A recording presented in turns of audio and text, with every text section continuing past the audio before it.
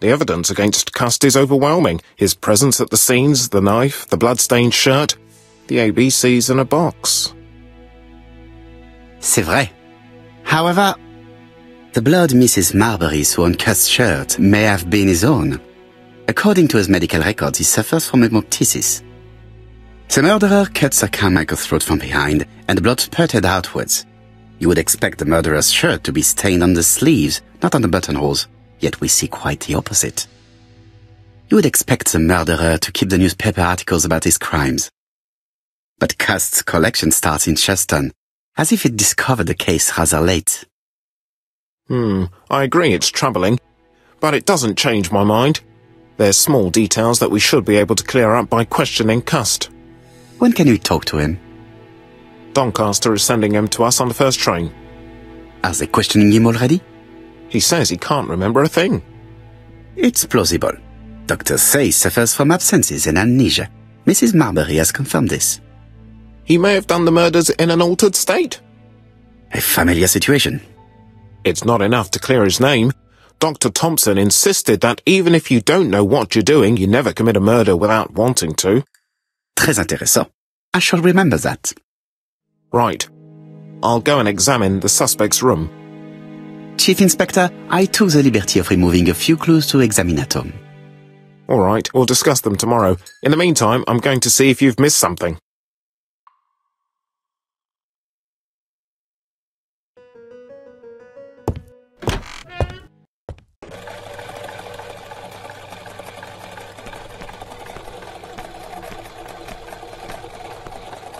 To Scotland Yard, please.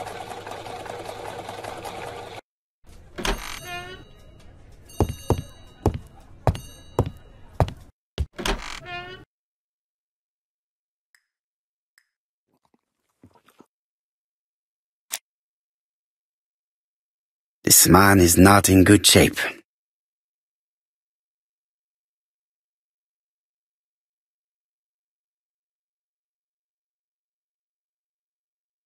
He is worried and very tired, and other police have been hard on him.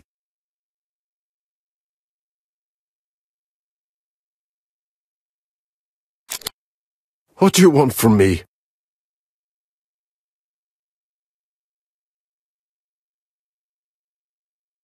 Good day, Mr. Cust. I am Hercule Poirot. Ah, you're the detective.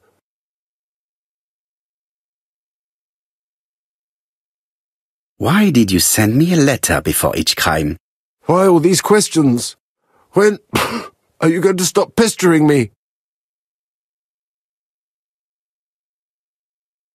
Maybe you forgot that you wrote these letters.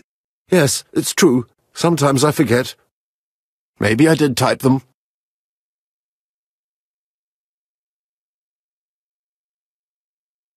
I do not believe that you are capable of murder, Mr. Cust. I hope not.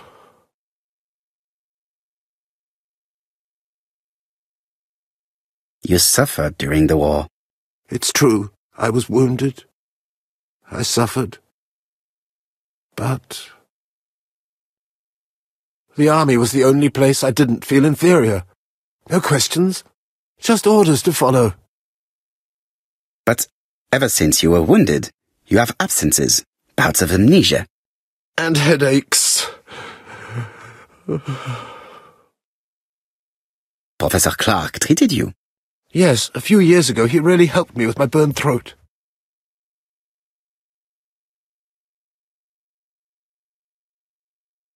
Of course, you never considered killing a doctor who took such good care of you.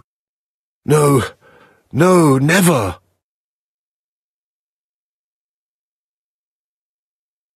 Do you deny being at the scene of the crimes? So? There was no harm in being there. It was only for my work.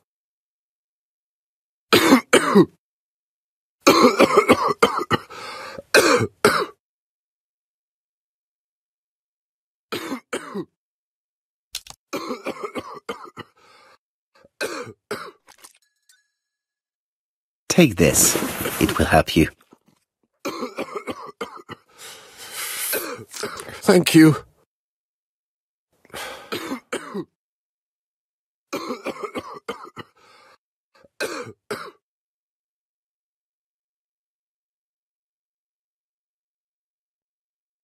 Oh, good God, my shirt is covered in blood again.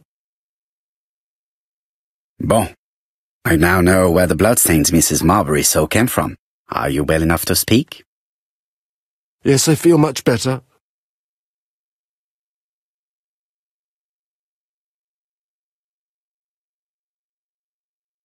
You were seen at all the crime scenes. Yes, I was. I travel a lot, but not for pleasure. I am terribly unwell in trains. But I had to respect my engagements. My employer gave me very precise written instructions about the towns I had to visit. Let's see. The company you claim to work for, Silky Legs, has never heard of you.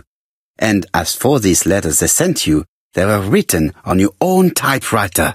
The company sent me the typewriter when I started working for them. Yes, but the letters were received afterwards.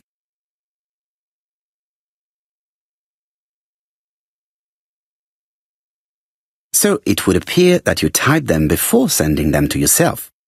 I don't remember. Good God! I don't know what's happening to me. My head hurts terribly.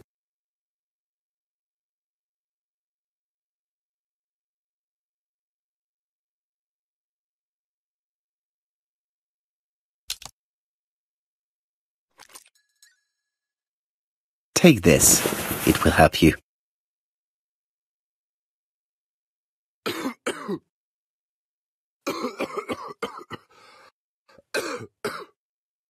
Oh, I think I'll be fine. Let us see, Cust. Look at me. You know very well that you committed these murders? Yes, I know. But I'm not wrong in saying that you do not know why you committed them. No, I don't.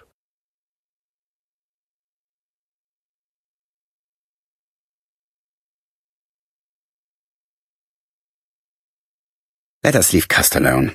He's at the end of his tether. And? What conclusions have you drawn? Plenty. It might help us to understand him a little better. Let us now try and get our brain cells to work.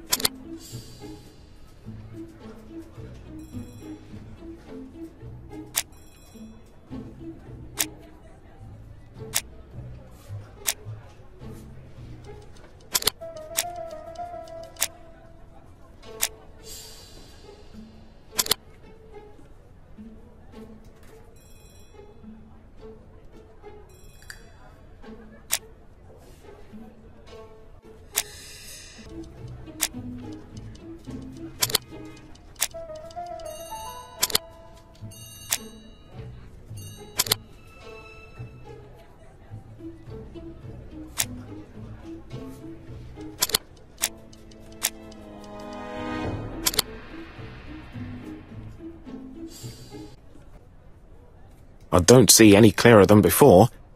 This is worse. There is one point to highlight. C'est curieux. Cust admits that he killed, but he does not know why.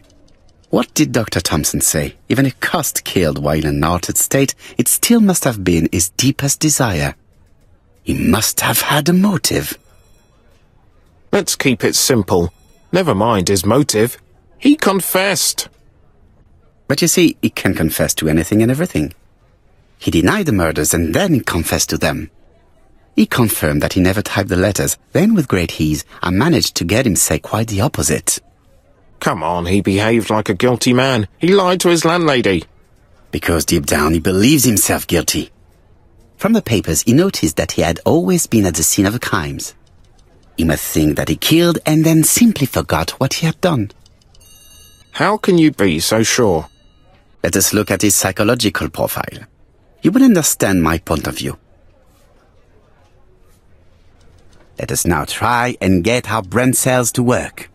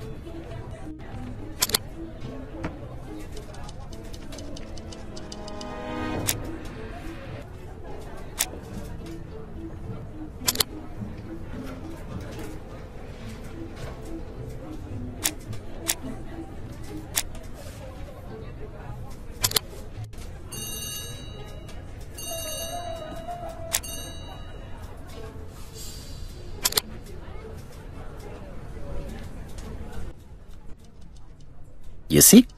Cust's character is quite the opposite of the murderer's. But if he's a madman, can we really talk about his character?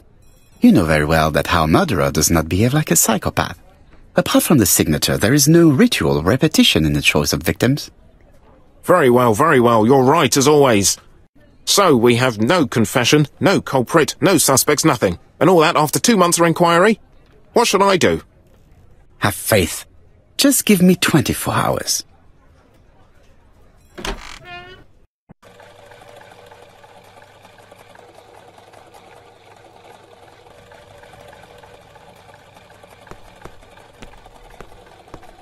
To Whitehaven, please.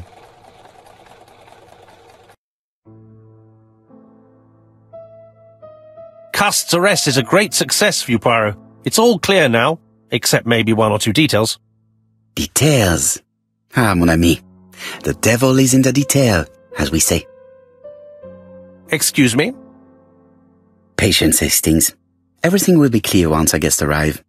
Best be prepared. Slip a revolver into your pocket before they do. A revolver? But Poirot, what are you afraid of? Trust me. It is important you carry a weapon for this meeting. I will lend you mine. What about telling me what you have in mind? Surtout pas. You wouldn't be able to play your role. Wait 1 moment, I will bring you my weapon.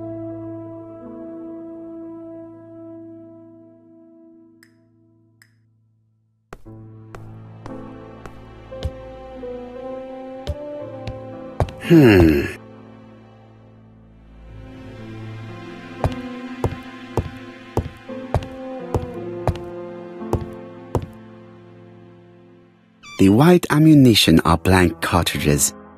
The others are real bullets. I have to choose the type of bullets to load. The revolver is loaded with blancs. I still have time to choose real bullets.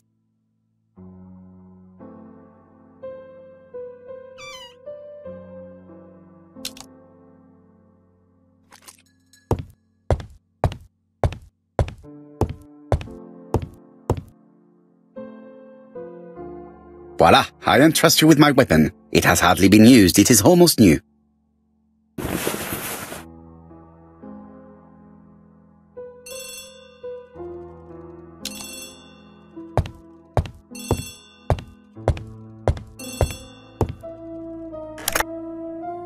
Chief Inspector, is that you? Yes. Sorry, but we haven't found anything. Have you checked the typewriter? And the packaging, the letter, and the ribbon reel. We've only found prints left by Cust and his landlady. Well, never mind, I shall make do. So, are you still going to hold your meeting? Of course, Chief Inspector. I can hear my guest coming up the stairs. Why have you brought us here, Mr. Poirot? Since Cust's arrest, I thought it was all done and dusted. Miss Gray formally identified him, as well as Miss Barnard. Yes, and the stockings he saw drove the same brand as the ones found at my aunt's. This is all true. However, a case is not closed if some questions remain open. And one question is, why did the murderer send me his letters? Why did he challenge me, Hercule Poirot? Perhaps he wanted to play with you, to taunt you. Xenophobia? Maybe he didn't like you because you're foreign. I may be wrong, but maybe by provoking you he was looking for glory? All these theories should be studied. Let us now try and get our brain cells to work.